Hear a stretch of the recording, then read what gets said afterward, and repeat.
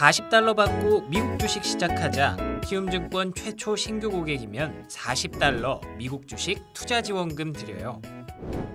비대면 최초 신규 고객 국내 주식 100만 원 이상 거래하면 현금 4만 원도 추가로 드려요. 해외 주식은 원금 손실 발생이 가능하며 그 결과는 투자자에게 귀속되오니 유의하세요.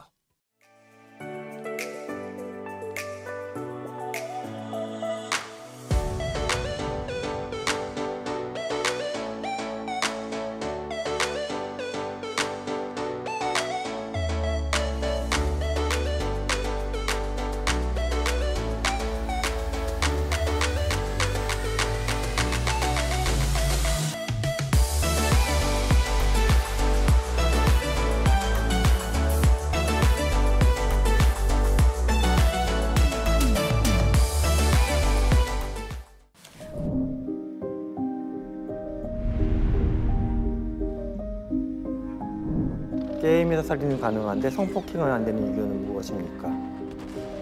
AI에 의해 활동하는 가상인간은 법인격을 가질 수 있을까? 내 아바타에 AI를 입힌다면 나 대신 무엇을 시키고 싶으신가요?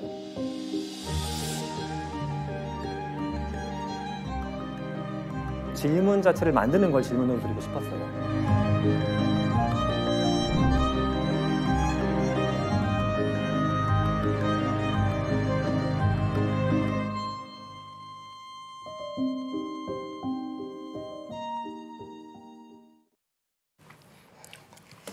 자, 이번에는 미국 주식에 미치다 이항영 전문위원과 함께 월가의 소식 확인해 보도록 하죠. 어서 오세요. 네, 안녕하세요. 네, 이항영입니다. 반갑습니다. 네. 자, 어제 시장은 저는 아쉬웠어요. 좀 하루 쉬고 체력 보충했으면은 네네. 올려줘야 되는데 막판에는 좀 이렇게 양봉이 있던데 네네. 아쉬웠어요. 뭐 등락이 엇갈렸죠. 하루 종일 엇갈렸지만 제가 이제 벤치마크는 이제 S&P 500을 얘기하는 거 다들 네. 아시잖아요.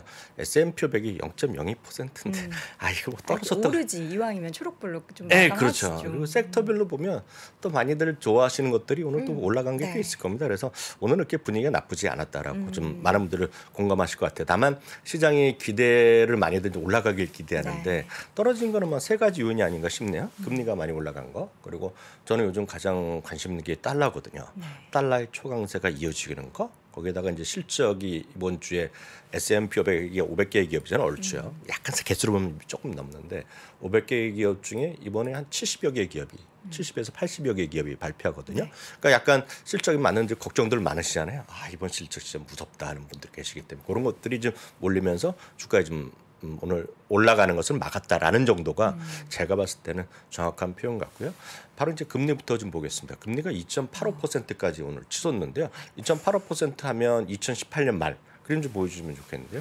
2018년 말 이후 최고치까지 올라갑니다. 네. 화면 좀 잡아주세요. 자, 자료 좀 보여주세요, PD님. 자료 좀 보여주세요. 네. 네, 2.85%인데요. 이게 보면 딱 여기죠. 네. 2018년 말 이후 최고치까지 올라가는 모습이죠. 그러니까 금리가 이렇게 올라가는 것은 앞선 코너에서 우리 박 선생, 박 팀장은 리세션 얘기, 그리고 골드만삭스 얘기하고 잠시 전에 우리 위원님께서는 중금리 뭐 이런 거, 네. 뭐 중위험 이런 거 많이 하셨잖아요. 일단 이런 것들을 보면 여하튼 금리가 올라가는 거에 대해서 이제 팩트를 한번 확인하시겠고요.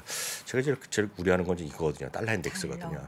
이게 지금 쉽게 보면 요 수치거든요. 2017년, 18년 이후 최고 수준까지 막 가고 있는데요. 이것만 넘으면 지금 2002년인데 이걸 먼저 넘은 것이 달러는 6개 화폐를 갖고 상대적으로 하는 건데요. 네. 바로 이게 제일 무서운 게 이거죠. 지금 엔화죠, 엔화. 엔화 같은 경우는 2002년 이후 지금 이게 요거는 달러 엔이기 때문에요. 여기 올라가는 것을 우리가 엔화 약세라고 얘기합니다. 지금 요 그림으로 이해하시면 맨날 환율하면 헷갈리시지만 달러 엔이기 때문에 올라가는 게 약세인데요. 여기 20년 만에 최고까지 올라가기 때문에 환율로 보면 엔화가 약한 겁니다. 그러니까 엔화가 상대적으로 항상 보시면 우리가 상식적으로 미국 주식 안 하더라도 엔화 하면 우리 안전자산 얘기했는데 그 안전자산에 지금 뭔가 좀 기스가 나고 있으니까 달러도 올라가고 금도 좀 올라가고 거기에다 이제 전쟁도 있는 거겠죠. 그래서 이런 것들이 요인이 되겠고요.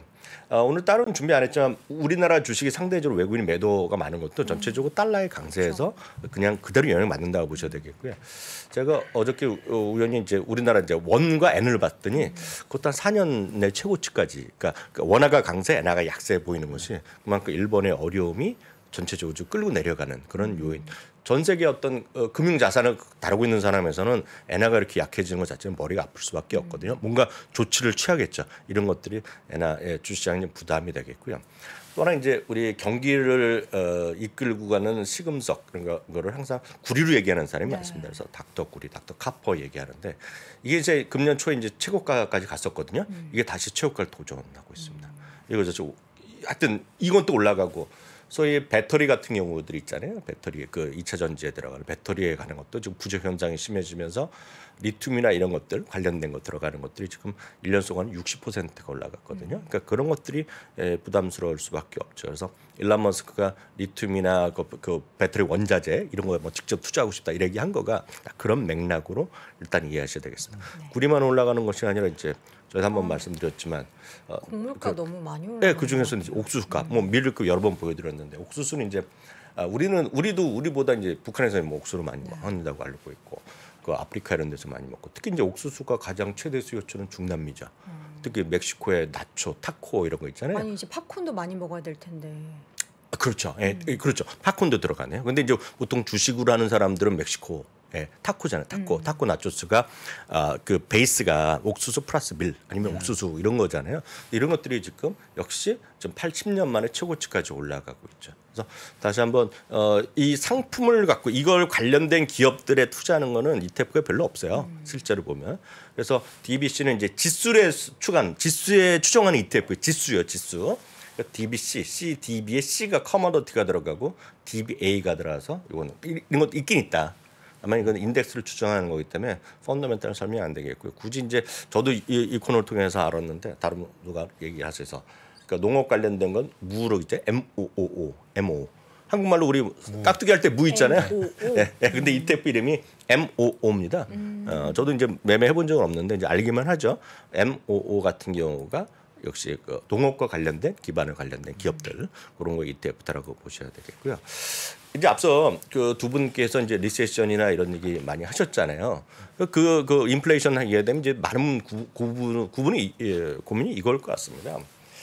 배당주나 가치주, 퀄리티 주식들이 오늘까지 해서 상대적으로 선방하고 있잖아요. 많은 분들이 이제 방어주 주식 사기는 너무 늦은 것이 아닐까에 대한 고민이 많을 것 같아요. 왜냐하면 저 이제 밸류 관련된 거, 가치 관련 ETF나 퀄리티 같은 거 많이 말씀드렸는데 그런 것들이 사실 보면 5, 6개월 동안 상당히 아웃퍼폼 했잖아요. 그래서 고민이 많은 차에 제가 이거 앞선 코너를 그 연관돼서 이해하시면 되겠습니다. 이제 이건 미국 기준인데요. 구글 트렌드가 지금 엄청나게 최근 12개월 동안 엄청 올라갔어요. 리세션을 검색하는 것이. 그런데 이걸 미국도 마찬가지, 캐나다도 마찬가지입니다. 캐나다 같은 경우는 지금 5년 만에 최고치로 올라가고 있는데 그럼 이제 경기가 진짜 안 좋아졌냐라는 질문을 드리면 캐나다 같은 경우는 지금 20년 만에 최고라는 겁니다. 지금. 그리고 미국 같은 경우는 우리 고용 보고서 할 때마다 말씀드렸다시피 여전히 팬데믹 이전 대비 180만 명이 아직 일자리를 안 갖고 가고 있어요. 그만큼 여전히 마이너스인데 캐나다 같은 건 인구도 적은데 이미 50만 명이 플러스 나 있어요. 그런데도 불구하고 리세션의 검색이 엄청 많거든요. 그 뭐냐면 역설적으로 이해가 잘 안 되는 거죠. 그래서 그게 인지 조화가 약간 안 되는 건데 행동과 심리가 다른다는 건데 가장 기준은 캐나다는 이미 50pp를 올렸어요. 그러니까 금리가 올라가는 거에 대해서 많은 분들이 걱정을 하는 거죠. 금리 올라간다? 그러니까 우리도 알잖아요. 이제는 초등학생도 알 겁니다. 하도 리세션 하다 보니까 그런 얘기가 나온다는 그런 주장도 있는 거죠. 어찌됐건 인플레이션이 40년 만에 최고치. 그건 리세션 우려가 있단 말이죠. 그럼 올해 들어서 지수 대비 많이 올라간 거, 지수 대비 선방한 것 중에 대표적인 것들이 이런 거일 겁니다. 지금 필수비재 사상 최고가 가고 있죠. 유틸리티 사상 최고가 가고 있죠. 헬스케어 등이 정도가 마이너스지만 아직까지 지수 대비 선방하고 있는데 문제는 이걸 지금이라도 사야 되냐 하는 거에 대해서 헷갈리신단 말이죠. 왜냐면 많이 반등했기 때문에 이거 사느니 늦었고 이거 사느니 역시 기술주를 더 사야겠다. 아니면 다른 그 이민 소비자들 더 사겠다 이런 생각을 하실 수 있는 차에 이걸 조사한 결과가 나왔어요. 이건 그 데이터 트랙이라는 곳에 조사했는데 흥미롭기 때문에 여러분들 이제 잘 생각해 보실 필요가 있을 것 같아요. 요 밑에부터 보여야 되겠습니다. 필수 소비가 있고 유틸리티가 있는데요.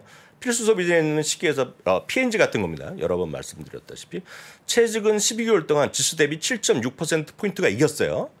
유틸리티 섹터는 이제 한국전력인데 미국에서는 대표적인 게 넥스트라 에너지 같은 것이 포함된 거라고 이해하시면 됩니다. 유틸리티 섹터가 지수 대비 12개월 동안 최근 들어서 9.9%포인트가 이겼어요. 분명히 앞섰기 때문에 많은 분들이 거기다가 사상 최고가이기 때문에 못 사는데 그럼 과거는 어땠냐? 최근 21년 동안 보면 연평균 필수소비는 2.2%씩 졌던 기업입니다. 평균적으로. 물론 플러스 난 적도 있지만 평균은 졌던 기업이고 유틸리티도 2.8% 졌는데 지금 이렇게 강하다는 겁니다. 그러니까 많은 분들이 야 저거 좀 버블이다 얘기할 수 있고 저건 못 사겠다 얘기할 수 있잖아요. 뭐 그럴 수 충분히 있는데 그래서 이 친구가 데이터 트랙의 리서치 공동창업체가 조사에 봤더니 말이죠. 과거 지금과 같이 리세션이 우려가 막 폭주하면서 리세션에 들어간 그 시기를 보니까 그 말씀드렸던 유틸리티라든가 필수 소비 이런 거 있죠. 거기다 헬스케어 섹터가 지수 대비 평균 15에서 20%포인트를 초과 상승했다는 겁니다. 그런데 지금까지는 아직까지는 7.6%포인트, 9.9%포인트 있기 때문에 이분의 조장은 여전히 사야 된다는 얘기죠. 네, 아직까지 여력이 남아있다. 물론 이건 통계일 뿐이지만 여전히 그쪽이 괜찮다라고 보고 있고요. 이게 역설적인 얘기지만 많은 여기 만약에 시청자분들 중에 22,000분, 뭐 23,000분 보시고 계신데 만약 본인 스스로가 앞선 코너에서 이제 IMF라든가 월드뱅크에서 지금 글로벌 성장률 낮추는 거 얘기하셨잖아요. 그러면 미국이나 글로벌 포함해 미국, 뭐 한국 포함해서 글로벌 경제 강한 성장이 계속 만약 이어지거나 이게 급증에 계속 된다는 생각이 틀렸다. 그리고 많은 분들 뉴스에 나오듯이 그리고 예를 들어서 리세션의 우려가 진짜 크다고 생각하신다 그러면 여전히 지금 상대적으로 한 6개월 특히 6개월이 올랐지만 이들 방어적 섹터 비중은 지금이라도 늘리는 것이 타당하다는 거죠. 만약 그렇게 동의하신다 그러면 다만 반대로 무슨 소리야 지금 리세션이 어디 무슨 얘기야. 앞서 골드만삭스 얘기했지만 2년 내에 지금 34%라는 거는 역설적으로 보면 75%는 리세션이 없다는 얘기거든요. 이게 65%는 만약에 리세션도 없고 약간 쉬어가지만 계속 간다 그러면 이거 뭐하러 삽니까? 기술주를 사거나 여러분들 좋아하시는 꿈과 희망이 넘쳐나는 걸 사면 되겠지만 저 아무래도 걱정돼.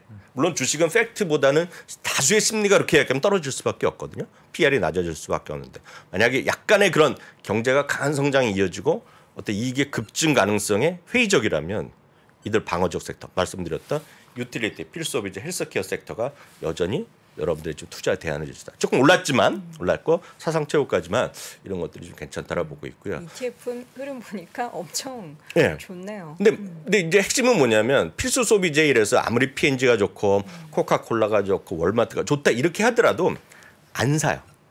좋은 건 알지만 저거 사갖고 돈이 되겠거라고 안 삽니다. 헬스케어도 마찬가지고 헬스케어는 바이오나 무슨 특정한 바이오가 있으면 사시겠지만 보통 바이오 섹터, 헬스케어 이렇게 사면 안 사고 의료보험 안 사시거든요. 특히 유틸리티는 뭐 살 게 뭐 있겠으면 아는 것도 별로 없는데 그래서 그런 분들한테는 그거보다는 본인의 투자가 여전히 어떤 한쪽 섹터 성장주에 몰려 있다 그러면 여러 번 말씀드렸던 밸류 ETF를 한 번에 사든가 아니면은 굳이 필수 소비라든가 FP입니다. 뭐 $78인데 뭐 사상 최고가 수준이에요. 유틸리티를 사시던가 아니면 헬스케어 이런 걸 사시는 것이 아마도 제가 봤을 때는 제가 늘 강조드리지만 포트폴리오를 좀 분산할 수 있는 그러면서 분산이 뭐 딴 게 뭐 있겠습니까? 기술주가 막 올라면 이러고 떨어지겠지만 늘 강조드린 거가 분산을 하면 여러분들이 스트레스가 줄죠. 스트레스가 주는 거는 저는 스트레스가 많아갖고 주식 투자해서 돈 버는 사람을 본 적이 없어요. 솔직히 얘기해서. 스트레스 많고 주가 올라오면 짜증나고 그 친구 때문에 특별한 A라는 주식 샀는데 툭하면 이거잖아. 저 친구를 왜 만나갖고 아니면 그냥 왜 3%에서 왜 박 선생을 봐갖고 아니면 3%에서 이학영이를 왜 봐갖고 그 주식을 샀다 얘기하고 스트레스를 받잖아요. 될 수가 없어요. 그런 분은 저는 별로 돈을 번 적이 없습니다. 지금. 그래서 주식은 뭐를 하든 간에 스트레스를 관리하고 스트레스 자신이 없으면 딴 취미 생활을 하셔야죠. 그래서 스트레스를 줄이는 거에 가장 쉬운 거는 제가 봤을 때는 분산 투자다. 다시 한번 강조드립니다. 네. 박 선생 최근에 메타 사고서 스트레스 안 받았죠? 아직 안 받고 있습니다. 네. 아니 분산 투자 워낙에 잘 하고 또 있을 테니까. 아니요. 분산 투자 전혀 안 하고 있고. 몰빵입니까? 그것만 이제 살짝 용돈이 있어서 샀는데 아, 제가 딱 사니까. 예. 앞으로 걱정되는데요. 스트레스 받아서. 아유, 박 선생은 표정이 제가 어려울까 여태까지 봐. 봤는데 스트레스랑 거리감은 먼저. 아 그래요? 네, 저쪽은 또 다행입니다. 술을 마시는 걸 알고 있는데 네. 풀렸잖아요. 지금 이 세상에 술도 마시면서 스트레스 풀면 그것도 좋은 방법이죠. 예. 네. 알겠습니다. 분산 투자는 없지만 그래도 스트레스 받지 않는 네. 분들은 집중 투자가 가능하다. 아유. 그러나 전체적으로 네. 좀 길게 봤을 때 우리가 스트레스 받지 않으려면 네. 이런 좀 분산 투자는 반드시 필요하다라는 점 오늘 또다시 강조해 주셨습니다. 자, 오늘도 미국 주식에 미치다 이항영 위원 함께했습니다. 고맙습니다. 네, 감사합니다. 감사합니다. 자, 월스트리트 모닝 브리핑 함께했습니다. 화요일 네. 두 번째 날인데 오늘은 좀 어떠셨어요? 아, 제가 두 번째 날에 너무 느꼈습니다. 정말 어떤? 이게 보통 일이 아니구나. 제가 오늘 1시간 잤거든요. 네네. 힘들죠. 아, 예, 우리 정 그러네요. 부소장님 예, 얼마나 정말 고생 부소장님 많으신지. 대단하십니다. 정말. 네, 이 예. 방송 보시면은 고생은 많으시지만 목요일에는 꼭 돌아오라는 말씀 전해드립니다. 자, 저희는 내일 오전 어김없이 6시 30분 다시 돌아오겠습니다. 고맙습니다. 네, 감사합니다.